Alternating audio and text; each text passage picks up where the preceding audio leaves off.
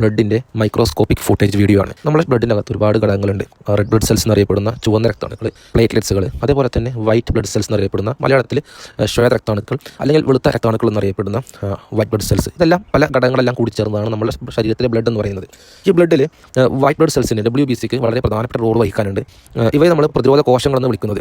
കാരണം ഇവ നമ്മളെ വൈറസുകൾ, ബാക്ടീരിയകൾ, മറ്റ് രോഗാരികളായ മറ്റു അണുക്കളിൽ നിന്നെല്ലാം നമ്മളെ സംരക്ഷിക്കുന്നുണ്ട്. ഇതിൻ്റെ പ്രധാന പ്രവർത്തനം എന്ന് പറയുന്നത് ഇത്തരം അണുക്കൾ ശരീരത്തിൽ കയറിയാൽ അവയെ തിരിച്ചറിയുകയും നശിപ്പിക്കുകയും ചെയ്യുക എന്നുള്ളതാണ്. അതേപോലെ തന്നെ പ്രതിരോധ സംവിധാനത്തിൻ്റെ ശക്തമായ ഭാഗം കൂടിയാണ് WBC എന്ന് പറയുന്നത്. ഇനി ഈ വെളുത്ത രക്താണുക്കളെ നമുക്ക് പ്രധാനമായും 5 രീതിയിൽ ഡിവൈഡ് ചെയ്യാൻ സാധിക്കും. ന്യൂട്രോഫിൽസ്, ലിംഫോസൈറ്റുകൾ, മോണോസൈറ്റുകൾ, യോസിനോഫിൽസ്, അതുപോലെ തന്നെ ബേസോഫിൽസ് എന്നറിയപ്പെടുന്ന ഈ 5 രീതിയിൽ ഡിവൈഡ് ചെയ്യാൻ സാധിക്കും.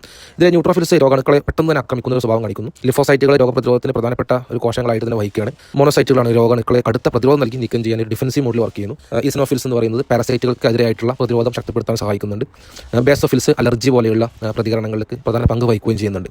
വീഡിയോക്കകത്ത് ഒരുപാട് ചെറിയ ഡോട്ട്സ് കാണാൻ സാധിക്കും. ആ ചെറിയ ഡോട്ട്സാണ് രോഗാണുക്കൾ. ആ രോഗാണുക്കൾ നമ്മുടെ ബ്ലഡിൽ പരക്കുന്നതായിട്ടാണ് ആ വീഡിയോയിൽ കാണുന്നത്. അപ്പോൾ ആ സമയത്ത് അതിന് ചുറ്റും ഡിസ്ക് രൂപത്തിലുള്ള ഒരുപാട് വസ്തുക്കൾ കാണാൻ സാധിക്കും. അത് നമ്മുടെ ബ്ലഡിൽ അടങ്ങിയിട്ടുള്ള റെഡ് ബ്ലഡ് സെൽസ്, RBC എന്നറിയപ്പെടുന്ന ചുവന്ന രക്താണുക്കളാണത്. ഈ സമയം നമ്മൾ നോക്കുകയാണെങ്കിൽ ചില ചെറിയ വസ്തുക്കൾ അതിൻ്റെ ഇടയിലൂടെ, റെഡ് ബ്ലഡ് സെൽസിൻ്റെ ഇടയിലൂടെ വന്ന് ഇത്തരം ചെറിയ ഡോട്ട്സിനെ വിഴുങ്ങുന്നതായിട്ട് കാണാൻ സാധിക്കും. അങ്ങനെ ഡയറക്റ്റ് വന്ന് അതിനെ വിഴുങ്ങുന്ന ആ ഒരു വസ്തുവാണ് WBC. അതായത് രോഗാണുക്കൾ ശരീരത്തിനകത്തേക്ക്, ബ്ലഡിനകത്തേക്ക് കയറുമ്പോൾ അതിനെ സെൻസ് ചെയ്തുകൊണ്ട് അത് പല ഭാഗത്തും നമ്മൾ പറയുന്ന പോലീസ് പ്രൊട്ടക്ഷൻ നൽകുന്ന പോലെ പെട്രോളിംഗ് നടത്തിക്കൊണ്ടിരിക്കുകയാണ്. ആ സമയത്ത് രോഗാണുക്കൾ നമ്മുടെ ശരീരത്തിനകത്ത് കയറുമ്പോൾ അത് പെട്ടെന്ന് അവിടേക്ക് എത്തുകയും അതിൻ്റെ റിപ്പോർട്ട് ലഭിക്കുകയും അത് പെട്ടെന്ന് തന്നെ അവിടെ എത്തി ആ ഒരു രോഗാണുവിനെ അത് വിഴുങ്ങുകയാണ് ചെയ്യുന്നത്, നശിപ്പിക്കുകയാണ് ചെയ്യുന്നത്. അമീബയെ പോലെ രൂപം മാറാൻ സാധിക്കുന്ന രീതിയിലാണ് ഇതിൻ്റെ പ്രവർത്തനം. പക്ഷേ ബ്ലഡിനകത്ത് മാത്രമേ ഇത് വർക്ക് ചെയ്യുള്ളൂ, ബ്ലഡിൻ്റെ പുറത്ത് വർക്ക് ചെയ്യില്ല. ഇതിൻ്റെ ഡിസൈൻ എന്ന് പറയുന്നത് നമ്മുടെ ശരീരത്തിനെ പൂർണ്ണമായി പ്രൊട്ടക്റ്റ് ചെയ്യാനുള്ള രീതിയിൽ ഡിസൈൻ ചെയ്തിരിക്കുന്ന ഒന്നാണ്. അപ്പോൾ ബ്ലഡിന് വേണ്ടിയിട്ട് ആ ബ്ലഡിനകത്തേക്ക് കയറുന്ന അണുക്കളെ നശിപ്പിക്കുന്ന ആ ഒരു പ്രവർത്തനത്തിന് വേണ്ടി മാത്രം ഡിസൈൻ ചെയ്യപ്പെട്ടിട്ടുള്ള ആ WBC, അതിൻ്റെ പ്രവർത്തനമാണ് നിങ്ങൾ കണ്ടുകൊണ്ടിരിക്കുന്നത്. വിഴുങ്ങിക്കൊണ്ടിരിക്കുന്നു, ആ ഒരു അണുക്കളെ നശിപ്പിച്ചുകൊണ്ടിരിക്കുന്നു.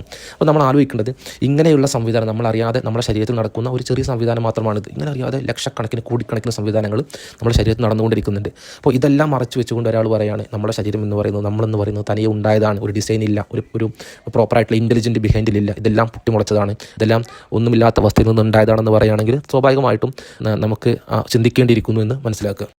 ഇത്തരം ഡിസൈനുകൾ, ഇത്തരം സംവിധാനങ്ങളെല്ലാം കാണുന്ന സമയത്ത് ഒരു പഠിക്കുന്ന വ്യക്തിയെ സംബന്ധിച്ചിടത്തോളം, ബുദ്ധിയുള്ള വ്യക്തിയെ സംബന്ധിച്ചിടത്തോളം അവൻ ചിന്തിക്കുക ഇതിന് പിറകിൽ ഒരു ഇൻ്റലിജൻറ്റ് പ്രവർത്തിച്ചിട്ടുണ്ട് എന്ന് തന്നെയായിരിക്കും.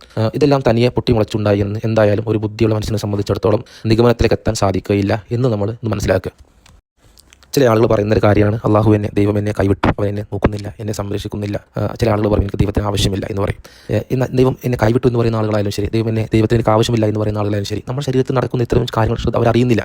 അവരറിവില്ലായ്മ കൊണ്ടോ അല്ലെങ്കിൽ അവരുടെ അഹങ്കാരം കൊണ്ട് പറയുന്ന വാക്കുകളാണത്. പലപ്പോഴും നിങ്ങൾ ആലോചിച്ച് നോക്കുക, നമ്മൾ ഈ പറയുന്ന അതേ സമയത്ത് തന്നെയാണ് നമ്മൾ പോലും അറിയാതെ നമ്മുടെ ശരീരത്തിൽ ഇത്തരത്തിലുള്ള പ്രവർത്തനങ്ങൾ നടന്നുകൊണ്ടിരിക്കുന്നത്. അപ്പം മഹാനായിട്ടുള്ള, ഇൻ്റലിജൻ്റ് ആയിട്ടുള്ള, കാരുണ്യവാനായിട്ടുള്ള ദൈവത്തിനെ നമ്മൾ ഒരിക്കലും തള്ളി പറയാതെ നമ്മുടെ ജീവിതത്തിലെ അവൻ പറയുന്ന രീതിയിൽ അനുസരിച്ച് ജീവിക്കാൻ ശ്രമിക്കുക എന്ന് കൂടി കൂട്ടിച്ചേർക്കുന്നു.